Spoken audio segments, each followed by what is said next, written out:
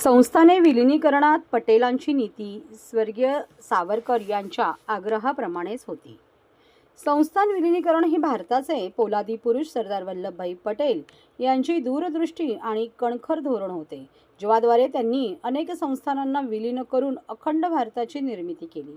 मात्र पटेल हे गांधीवादी असले तरी संस्थानांचे विलिनीकरण करताना त्यांनी जी नीती वापरली ती नीती स्वातंत्र्यवीर सावरकर आयुष्यभर ज्याच्यासाठी आग्रही होते तशीच होती, असा दावा सावरकरवादी विचारवंत अक्षय जोग यांनी केला आहे. ठाण्यात सुरू असलेल्या रामभाऊ म्हाळगी व्याख्यानमालेत ते बोलत होते.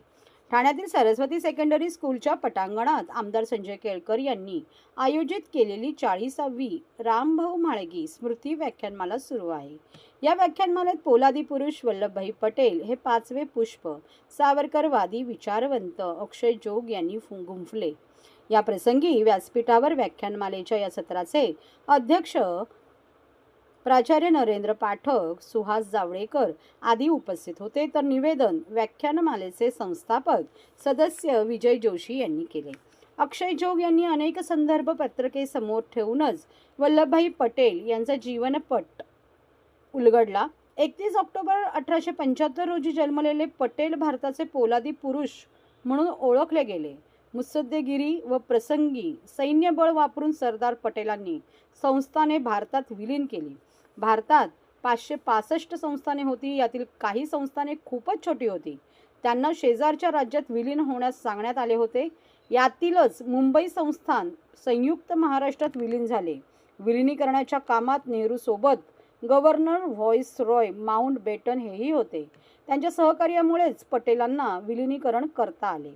मात्र पटेल गांधीवादी असले तरी संस्थानाचे विलिनीकरण करताना जी नीती वापरली होती ती स्वर्गीय सावरकर यांनी ज्याचा आग्रह धरला तीच नीती होती, असा दावा जोग यांनी केला.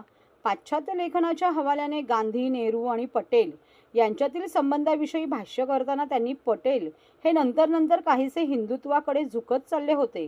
कारण संविधान निर्मितीच्या चर्चेत स्वतंत्र भारतात मुस्लिमांसाठी राखीव राजकीय जागा ठेवाव्यात असा मतप्रवाह आला असला तरी त्यावर पटेल यांनी परखडपणे आणि ज्यांना पाकिस्तानविषयी प्रेम आहे त्यांनी खुशाल जावे, इथे विघ्न संतोषीपणा करू नका असे सुनावल्याने जोग यांनी संदर्भात स्पष्ट केले आहे.